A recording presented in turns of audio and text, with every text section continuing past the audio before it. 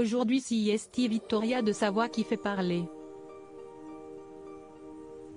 Sosie de sa célèbre maman, Clotilde Courreau, la jeune princesse, fille d'Emmanuel Philibert de Savoie, et digne héritière de son grand-père, Victor Emmanuel, représente parfaitement son clan.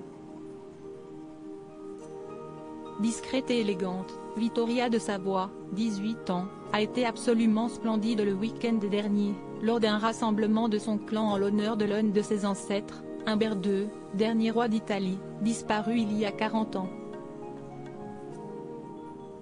Un hommage auquel elle se rendait pour la première fois. Avant elle, il y a quelques années, c'est Clotilde Courreau qui faisait les gros titres, alors qu'elle rencontrait en mai 2002 le prince Emmanuel Philibert de Savoie, qui a tout de suite eu un coup de foudre pour l'actrice française. Mais avant de devenir l'épouse de ce dernier, Clotilde Courreau a connu d'autres romances, notamment avec un dénommé Alexandre. Un petit ami qui lui implorait une preuve d'amour parfaitement répugnante, comme elle le révélait dans Tout le monde en parle, face à Thierry Ardisson. Invitée en avril 2003, la mère de Vittoria et Louisa de Savoie avait eu le droit à un flashback de la fois où elle avait fait cette étonnante confidence. « J'avais une éducation très libre, sans aucun interdit », a-t-elle révélé. Donc moi j'allais dormir chez mon copain Alexandre, qui me faisait embrasser sa chaussette sale 100 fois pour lui prouver que je l'aimais.